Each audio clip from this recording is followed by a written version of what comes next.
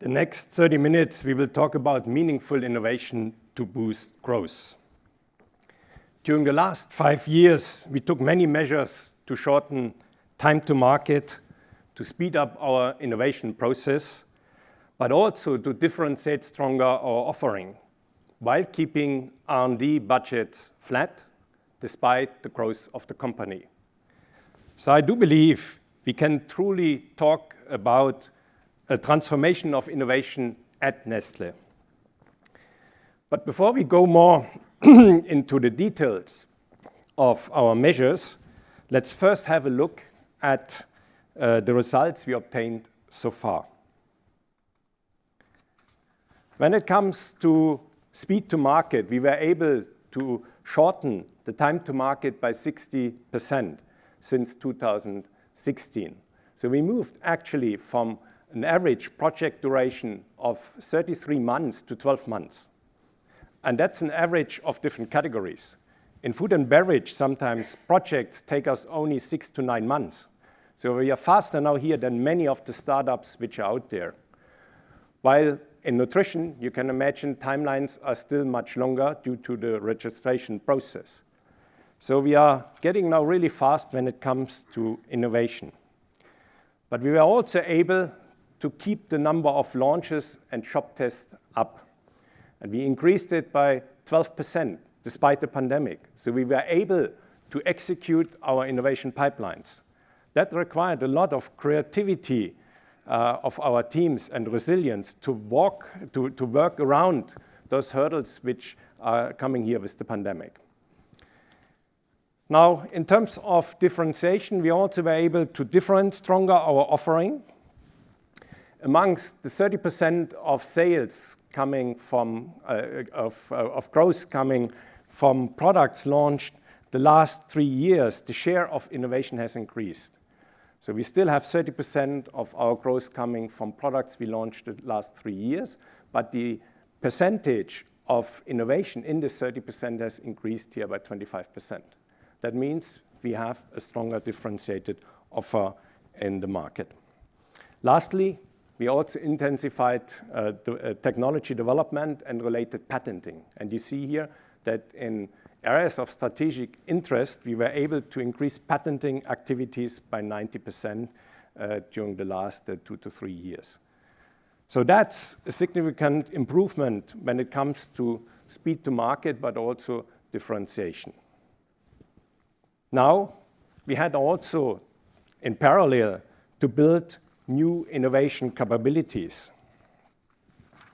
But before we go there, let's have a look now also how we have achieved these improvements. And then we talk a bit about new innovation capabilities. Well, the first step we took is that we simplified our innovation process. So we moved from 6 approval gates to only 3, and that already in 2018. Then we installed 14 R&D accelerators. And in these accelerators, the motto is in only 6 months from idea to shop. So fairly short timelines. The team work intensively on the product, and then we test the innovation under real-life conditions in a retail or an e-tail environment. We also established 30 partnerships with retailers. And that was very important to test truly differentiated offerings under real-life conditions very rapidly in the marketplace. Last but not least, often we are facing always the discussion, if you have an innovation, shall we invest in the factory? And sometimes it takes also time to have this investment to build the factory, to build the lines. So to bridge this time and to be quicker in the market, we established 53 new pilot lines across the company. And that enables us to go quickly into the market to produce and to have an earlier market entrance. These were probably the main measures which we took to accelerate time to market. Now, when it comes to differentiation, for instance, we established an internal Shark Tank for our employees. So employees, they can come with great ideas, they can propose them, and then we fund those ideas, a bit like the Shark Tank you know from TV. And we have great examples. I have brought here one with me to the stage. That was one employee we had the idea, well, we had a baby actually, and the baby was teething. And then, you know, if you have a baby which is teething, typically you have plastic tools, the baby is biting on, or you have biscuits and they're all falling on the floor. So there was no solution. And she said, okay, I need something for my baby. This is natural, which is a food product, and the baby can chew on this product. So it was actually an employee even from our pet food business. She proposed this idea, and we said, well, yes, we fund those ideas. And now a couple of years later, we're building a factory. We even created a new category. This product doesn't exist in the market.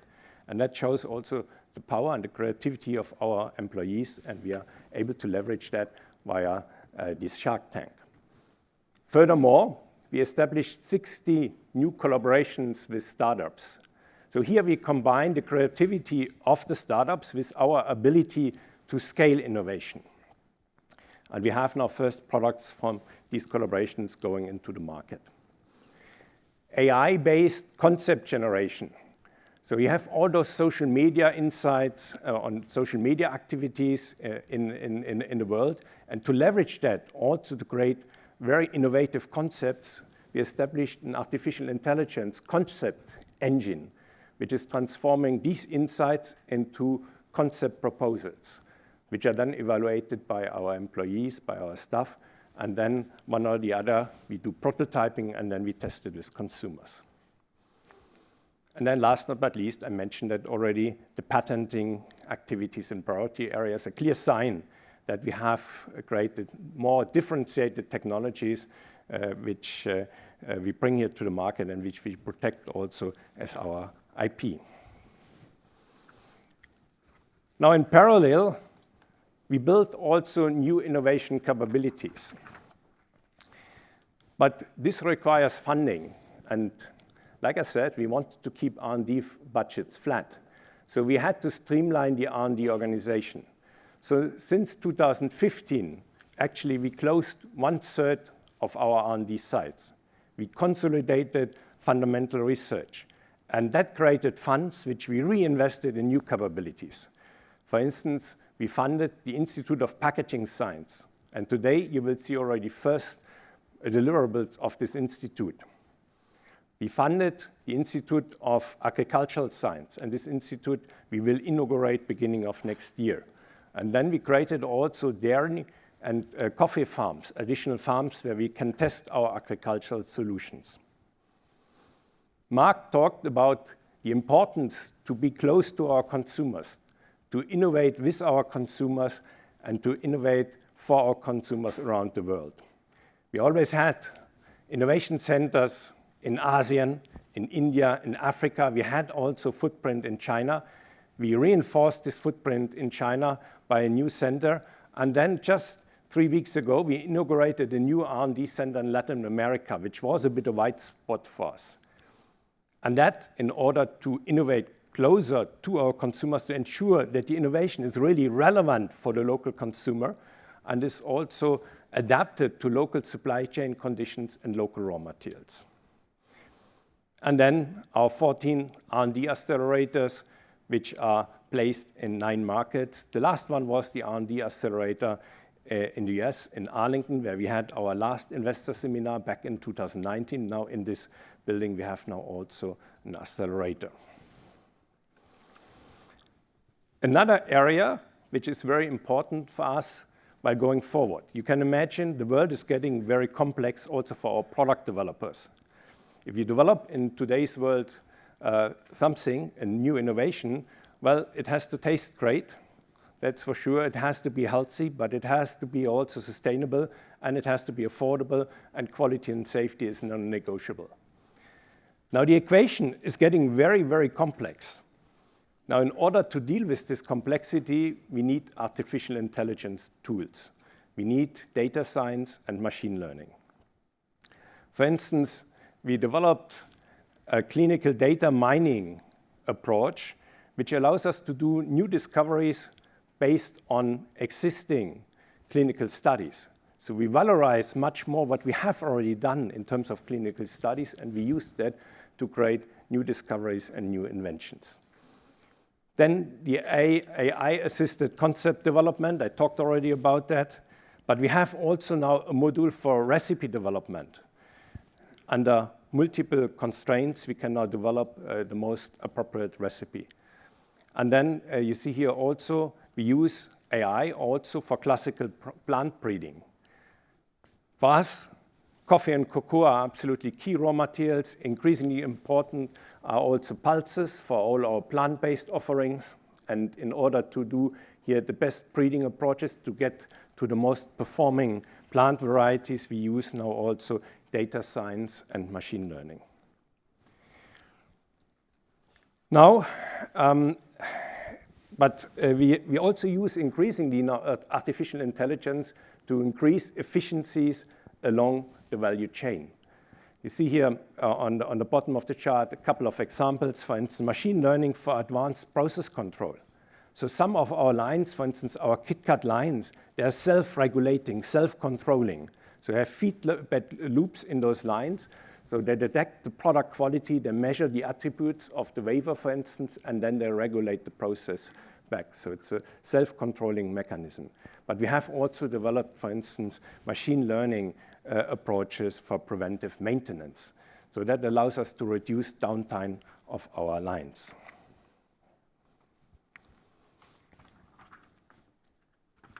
Now, I would like to review with you progress versus our priorities and selected key developments in those priorities.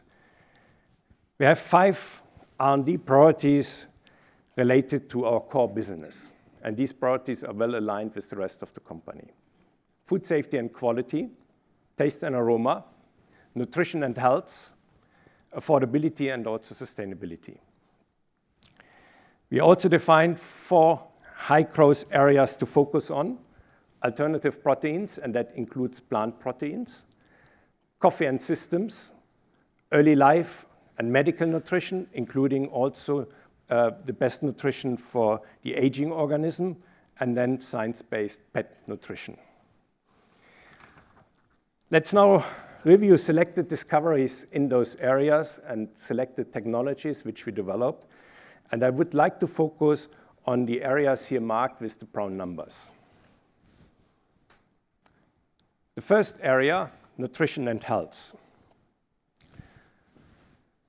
I want to introduce you to a breakthrough technology which we developed here for sugar reduction.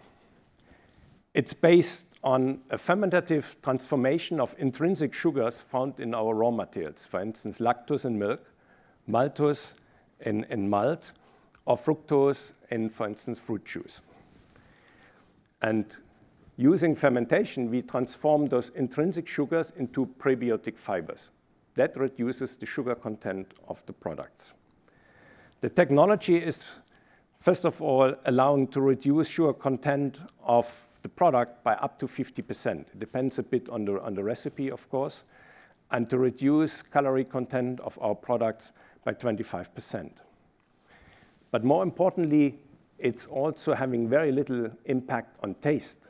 So we are able to maintain sweetness, so we don't need to add sweeteners here to the product. It's clean label, so we have no additives, no filler to be added.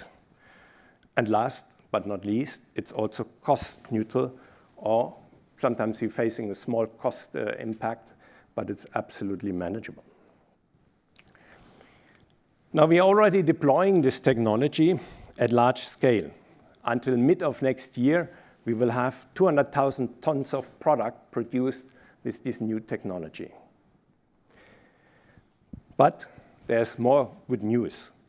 The prebiotic fibers, and we did now some first clinical studies, they have also a very positive effect on the microbiome of the people consuming the product. You see a positive shift in the microbiome. For instance, you see more bifidobacteria emerging, more probiotics emerging in the microbiome of those people.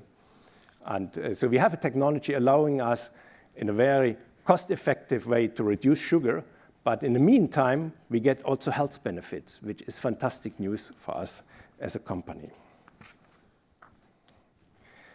The second area I would like to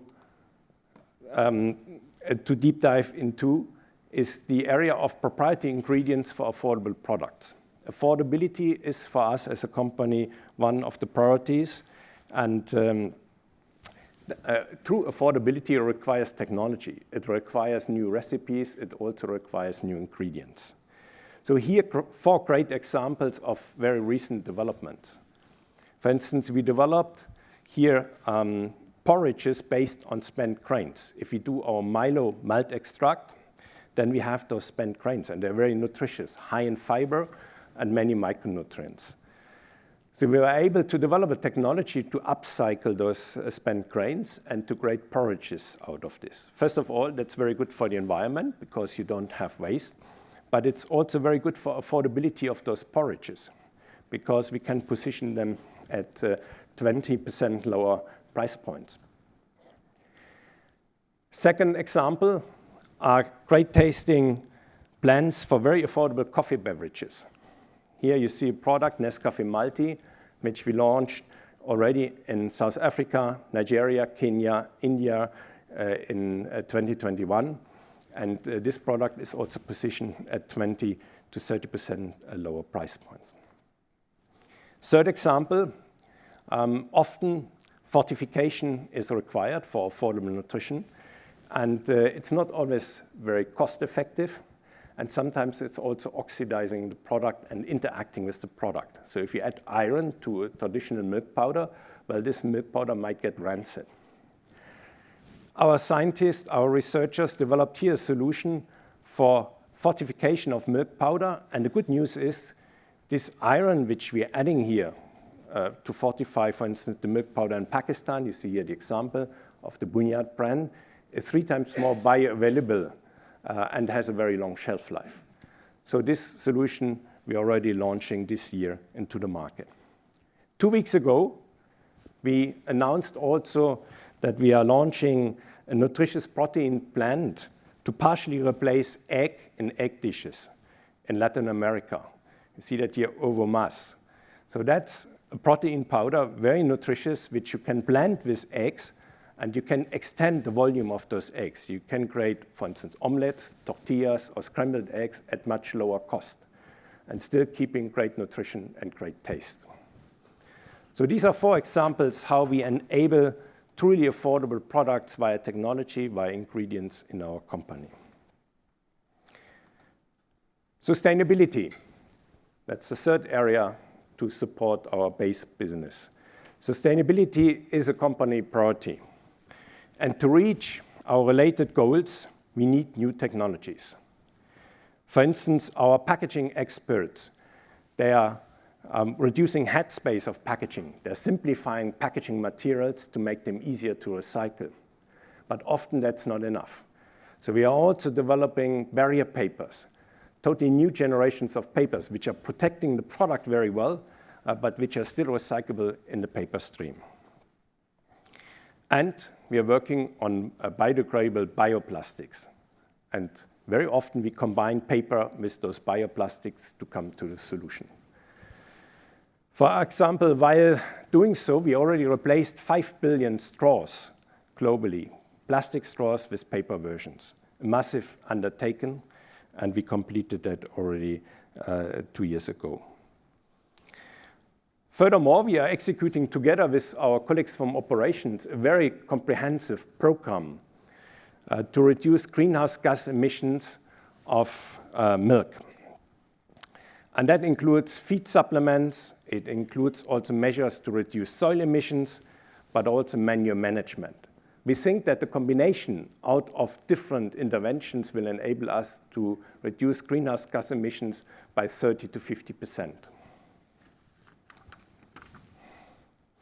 Let's now review progress in some of the growth areas. The first one is plant-based innovations. We progressed very well when it comes to alternative proteins and plant-based innovations. Contrary to many companies out there, we do not restrict ourselves to only meat and dairy or fish alternatives. No, we use nutritious plant proteins to innovate across categories, brands, formats, including chilled, frozen, but also ambient formats and geographies. You see here a number of examples. Chilled meat, the schnitzel, which is now going into the market, seafood alternatives, ambient plant-based products, an egg replacement, a vegan Kit Kat, by the way, which is also available at the stands outside. I invite you to taste this product. But then also coffee creamers, a very good success for us. The Starbucks plant-based coffee creamer, also available outside. Then ambient and chilled dairy, baby food, and medical nutrition. And the latest one you will get tonight for dinner. So we will have, yesterday we served already to you some plant-based appetizers, for instance, including our tuna alternative. Tonight, you will get plant-based shrimp alternatives, you will get calamari, you will get salmon, and you will get vegan foie gras. And you are the first to taste this product. It's just getting ready for the Christmas season. So, and I promise you, it tastes great. Let's see what you think. So during the last 2 years, we launched 100 innovations which are plant-based.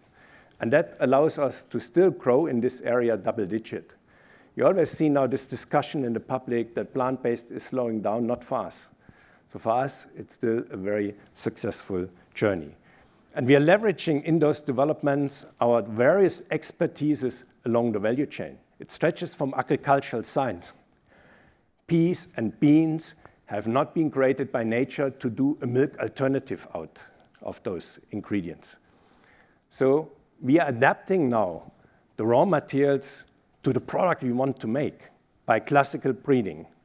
So our agricultural science is here absolute key to get to the best product at the end. Then we have analytical science, nutritional science, material science, these are the food technologies, culinary expertise, and you got yesterday evening already a flavor of the capabilities of our chefs. And then packaging science, sometimes these products need also a bit different packaging solution. Now the next area will be nutrition, but before we go there, maybe also a quick word, because I often get the question, what do you do in cultured food, and what are Nestlé's activities when it comes to precision fermentation? Well, it's not either or. It's not plant-based versus cultured food. At the end, the combination out of both could be very promising. So we're working here together with startups in the area of precision fermentation and cell-based meat and fish. And those ingredients we will use to close any sensorial gaps which we still might face in our plant-based developments. And you see here we have planned first shop tests and first pilot tests in the market, in the US mainly, but also in Israel, which are coming up in the next 12 months.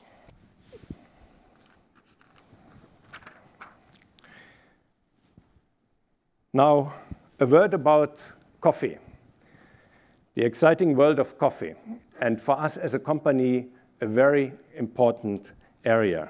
And later today, my colleague David Rennie will also present additional key innovations in the area of coffee. One key achievement is the development of a new high-performing coffee variety by classical breeding. This variety delivers a 50% higher yield.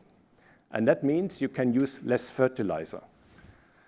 And less fertilizer means less greenhouse gas emissions, because in green coffee production, the vast majority of greenhouse gas emissions is coming from the usage of fertilizer. So we can reduce with this coffee variety greenhouse gas emissions of green coffee by 30%.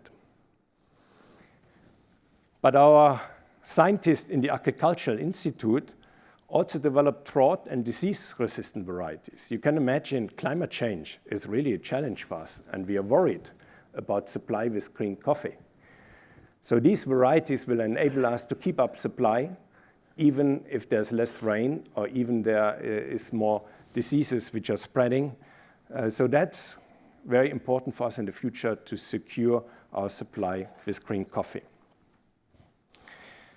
Our teams also continue to develop new roasting and brewing technologies to access new taste territories, but also to increase yield. So you can taste some of the products again at the booth outside this room. And the yield is very important for many reasons. Obviously for affordability, but it's also important for sustainability. So if we can brew a cup of coffee with less green coffee, well, it's a more sustainable cup.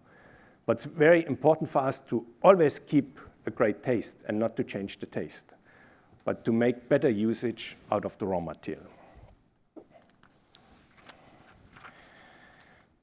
Now we keep innovating in coffee systems.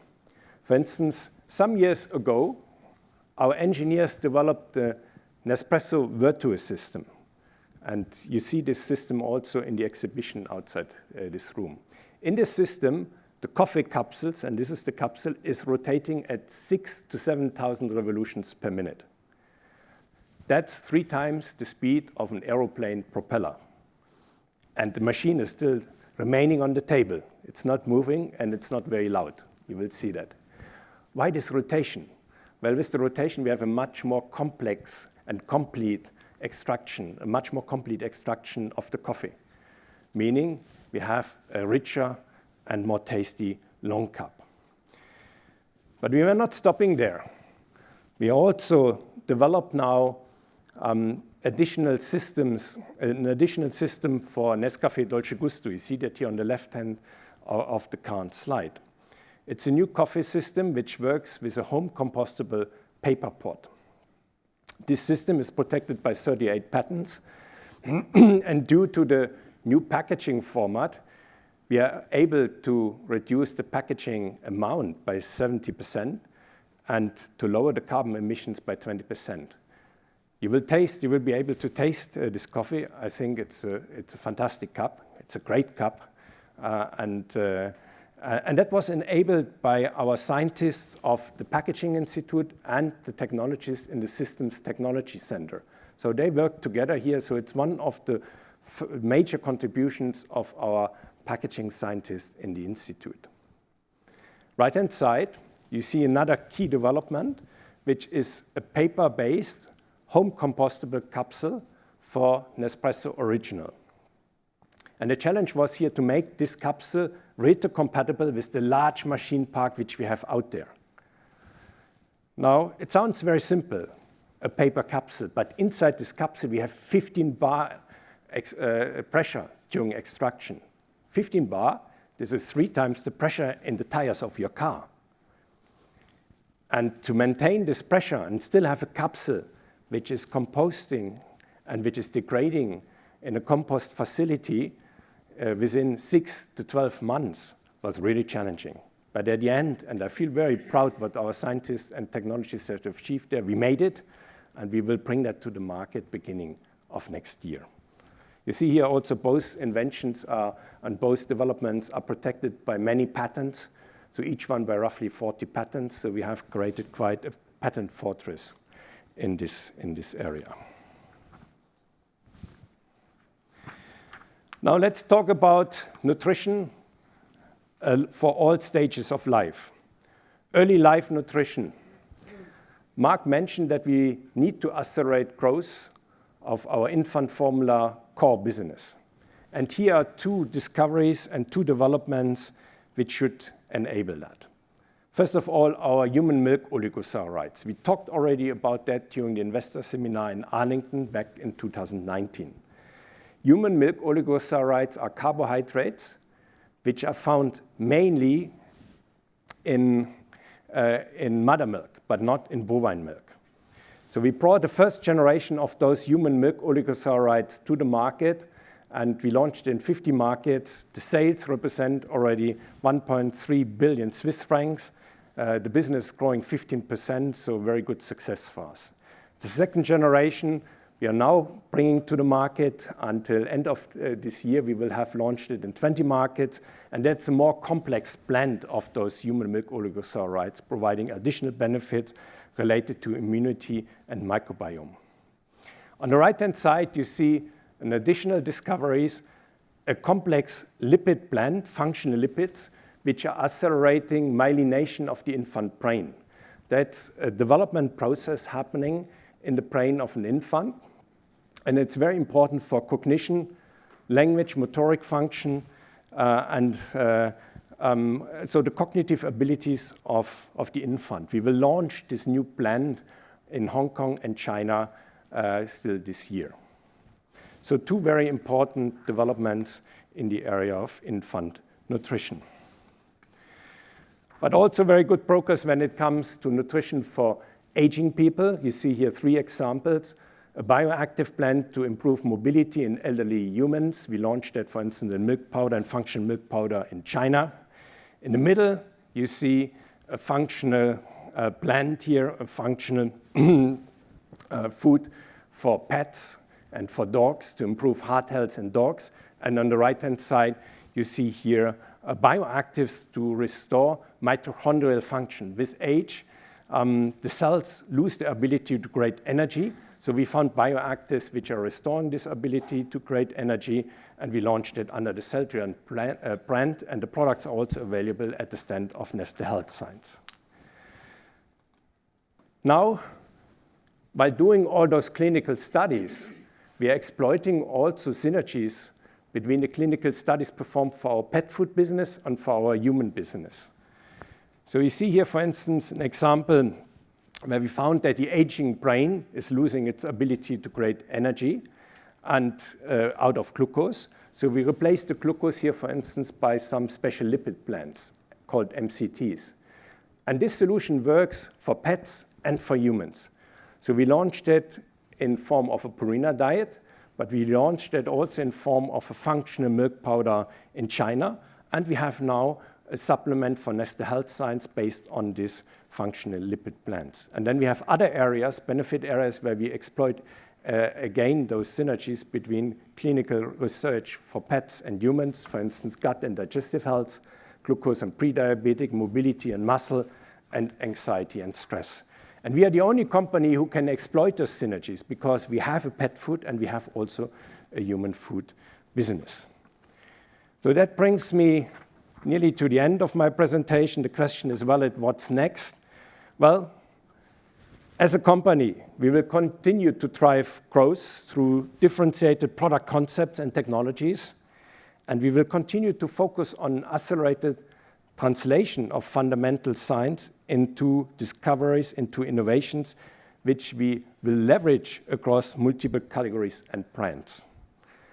Our R&D teams also continue to execute a comprehensive project portfolio to reduce recipe and production costs, and that will be later explained by my colleague Laurent Frex in the frame of Project Tasty. So we have a very important contribution here from our R&D colleagues to Project Tasty.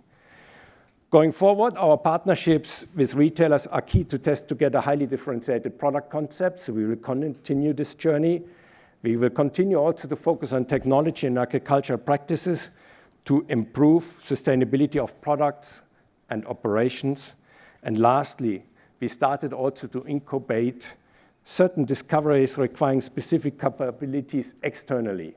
So that's a new journey for us. Sometimes you have discoveries you don't have in the company or the capabilities to scale and to bring that forward. So we also going now increasingly external to excubate some of our discoveries. So in conclusion, we have performed a general overhaul of our innovation engine. It works very well when it comes to speed to market and differentiation. While performing research and development, we exploit multiple synergies across categories and brands, which helps us to maximize impact.